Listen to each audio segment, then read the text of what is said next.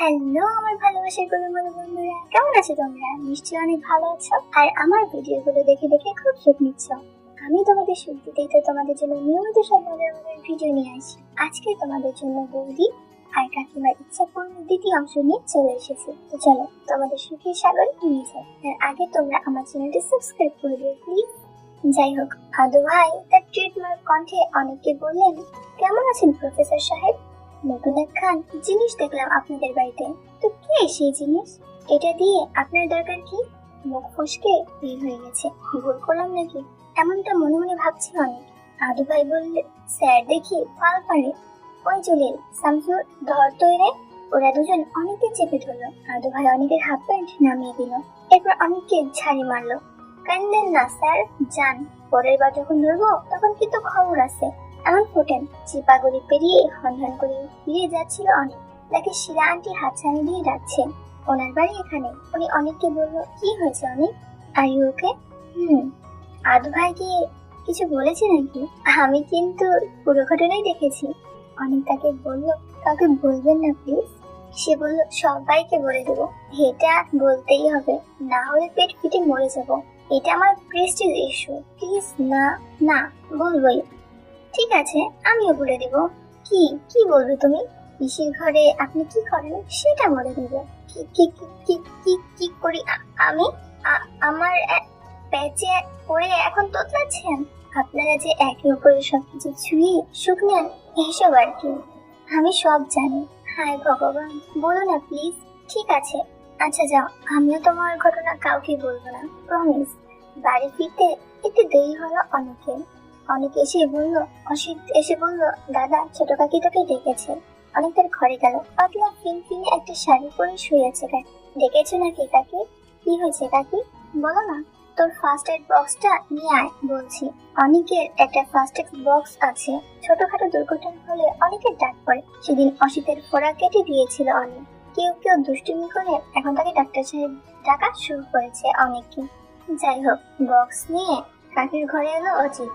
কাকি তার না দেখানো জায়গায় কেটে ফেলেছে। দরজা টেনে দিতে বললো কাকি। অনেক কাজে নেমে পড়লো। কাউকে বলিস না অনেক, সন্ধ্যার পরে ঘরে আসিস, কথা আছে। এখন যা, অনেক সময় পার হয়ে গেছে। ক্লাসমেট শিমুল নাকি তোকে খুঁজছে। নির্ঘাত কোনো ছবি এঁকে দিতে হবে, প্র্যাকটিক্যাল খাতার। ওর কাছ থেকে কিছু খসাতে হবে। অনেক তার বাড়ি গেল। ছোটবেলা থেকেই সেখানে যাতায়াত। তাদের বাড়ির সবাই অনেককে চিনে। ভালো ছাত্র হিসেবে আলাদা খাতিরও করে তাকে। সবার ঘরে দেখে রুনা আপু শুয়ে আছে, পাশে একটা বাচ্চা ছেলে ঘুমাচ্ছে। মাঝখানে বয়স হবে কিংবা আরো কম। আপুর বাচ্চা হলো কবে? কেমন আছো আপু? আর থাকা, তোর খবর কি? কেমন চলছে তোর ডাক্তারি? অনেক হাসলো, বলল, শিমুল কোথায়? পাশের ঘরে দেখ বলে হাত তুলে ইশারা করলো। আর তখনই পাশের ঘরের দিকে না অনেকের চোখ গেল তার ওই দুটোর দিকে। অনেকে ঘরে যায়, আমি এখানে। কি রে, তুই নাকি আমাকে হারিকেন দিয়ে খুঁজছিস? চুপ, দরজাটা দিয়ে দে, তোকে একটা জিনিস দেখাই, তোর ওইটার অবস্থা খারাপ হয়ে যাবে। দরজা লাগিয়ে পিছনে বসলো অনেক। অনেকের হাতে একটা প্র্যাকটিক্যাল খাতা ধরিয়ে দিল। ছাপা গলায় ওকে কিছু কালি দিল অনেক। হোয়াইট প্রিন্টের শক্ত মলাটে বাঁধানো খাতার ভেতরে দেখে নিউজ প্রিন্টের ম্যাগাজিন, সব খোলামেলা ছবি। অনেকের মুখ হা হয়ে গেল। ঝট করে খাতা বন্ধ করে ফেললো, সাথে সাথে আবার খুললো। শিমুল হাসছে আর অনেক তখন থরথরিয়ে কাঁপছে। এরকম বইও ছাপা হয়? পুরোটা পড়তেই হবে, পড়তেই হবে, যে কোনো মূল্যে। পছন্দ হয়েছে মামু? লাগবো আপনি? কয়দিন পর ফেরত দেই। আরে তোকে তো দেখতে দিয়েছি, পরে পরে নিস, আগে আমি পড়ি, এরপর তুই। কবে দিবি? তোর তো পড়তে টাইম লাগে, আমাকে দে, আমার রিডিং স্পিড অনেক বেশি। কালকে পাবি, কসম। তোর কালকেই ফেরত দিতে হবে। কেন এত পাড়াপাড়ি করতেছিস কেন? এটাই তো হিস্ট্রি মামু, জিনিসটা আমার না। চোরের উপর বাটপাড়ি করছি, ধরা খাওয়ার আগেই জায়গা মতো রেখে আসতে হইব। পত্রিকাটা আদু ভাইয়ের। আদু ভাইয়ের বড় বোন সুমি আপুর কাছে শিমুল প্রাইভেট পড়ে। পড়ার মাঝে সুমি আপু শিমুলকে অঙ্ক করতে দিয়ে গোসল করতে গিয়েছিল। তখন আদু ভাইয়ের বিছানার তলায় হাত দিয়েছে। বসার ঘরে একটা বিছানা পাতা আছে, সেখানে আদু ভাই ঘুমায়। অনেক ফেরার পথে আবারও গরম হয়ে গেল। রুনা আপু তখনও শুয়ে আছে, বাচ্চাটা ঘুমোচ্ছে। যাচ্ছিস নাকি অনেক? একটু বস তো, কথা আছে। কি আপু? হারু গোয়ালকে বলিস তো আমার কথা, আচ্ছের করে দুধ দিতে। আচ্ছা ঠিক আছে, কিন্তু তুমি তো গরুর দুধ খাও না, তোমার তো পেটে অসুখ হয়ে যায়। না, আমি খাবো না, তোর ভাগ্নে খাবে। সে কি আপু, মায়ের দুধ তো বেস্ট, তুমি শিক্ষিত হয়েও এটা কি করতে যাচ্ছ? সে কি আর জানি না, কিন্তু ও তো খেতে পারে না, খিদায় সারা রাত কাঁদে।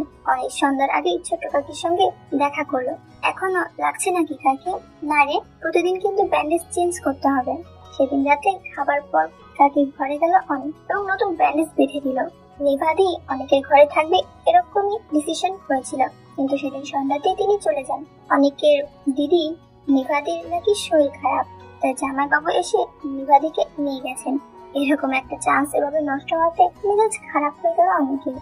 আভা দিদির বাচ্চা হবে, হসপিটাল ডিউটিতে অনেককেও যেতে হবে। বিকালে পিসির সঙ্গে শিলা আন্টির বাসায় গেল অনেক।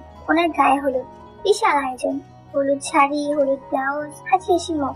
আর ওই দুটোর আবাস দেখতে দেখতে গরম হয়ে গেল অনেক। ওরা পারেও বটে। এরপর শুরু হলো অনেকের কাজ। শিলা আন্টিকে দিয়ে শুরু করলো। কাজ কিছুই না, হাতে মেহেদি লাগানো। একদল মেয়ে লোকের আসল পুরুষ হিসেবে অনেক একা। যদিও তারা অনেকে পুরুষ হিসেবে কাউন্ট করছে না, ছেলে মানুষ। আর কেউ না জানো, সে নিজে তো জানে তার মনে মনে তাদের নিয়ে কি চলে। মেহেদি লাগাতে লাগাতে অনেক গরম গরম কথা শুনছে অনেক। এই মেয়েগুলোর মুখ খুব আলগা, যা সব কথা বলছে যে অনেকের হাত কাঁপছে, রক্ত চলাচল বেড়ে যাচ্ছে। মোটা সোটা এক মহিলা এসে বলছে, শিলা শুধু হাতে লাগাবি? একজন ফোন কাটলো, হাতে লাগাবি কেন? জায়গা মতোই তো লাগাবে। চুপ কর ফাজিল, আমি মেহেদি লাগানোর কথা বলছি। ওটার কথা বলি নাই। শিলা আন্টিকে মোটেও অপ্রস্তুত মনে হলো না, তার ঠোঁটের কোণে হাসি ছিল। অনেক হাতের কাজটা শেষ করে শিলার পায়েও লাগিয়ে দিল। এসব লতা পাতা কি আঁকছো? আর কিছু আঁকতে পারো না? এই ছবির তো পোস্ট অফিস খোলা, শবনম আন্টির গলা। তাই নাকি? দেখি দেখি। শিলা আন্টির এক ভারী গলা। নাম জানি না, ভদ্রমহিলা খুব পর্দাশীল, তাই একেবারে হতভম্ব হয়ে গেল অনেক। এরকম অনুষ্ঠানে তাদের জবান আলাদা হয়ে যায়। এমনিতেই খুব কনজারভেটিভ। অনেক সাথে সাথে ওটার উপর হাত রাখলো। চেন তো লাগানো হয়েছে, শুধু শুধু হ্যারাস করলো। অনেকের কাছামাছি ভাব দেখে সবাই হেসে কুটি কুটি। বড় লজ্জা পেল অনেক, তবে খুব এনজয় করছে অনেক। এরকম একটা পরিবেশের মজাই আলাদা। মুসলিম মেয়েদের এরকম ইনফর্মাল রূপ আগে কখনো দেখেনি অনেক। এখানে অবশ্য হিন্দু মেয়েও আছে কয়েকজন, যেমন তার পিসি, বোরকা পরা। এসব মুসলিম মেয়েগুলো ব্যাপার অনেকের সীমাহীন কৌতূহল, রহস্যময় এবং নিষিদ্ধ এক জগতের হাতছানি অনুভব করে এদের দেখলে। এমনিতে পুরুষ মানুষের সামনে এরা কাপড় টেনে ঠিকঠাক করে নিজেকে একটু গুছিয়ে নিয়ে প্রেজেন্ট করে, কিন্তু অন্দরমহলে মনে হয় কিছুটা হলেও নিরাবরণ ও খোলামেলা চলাফেরা করে। ঘটনাচক্রে সেখানে এন্ট্রি পেয়ে গেছে অনেক। এখন তারা একেবারে মজা মস্তির মাঝে আছে।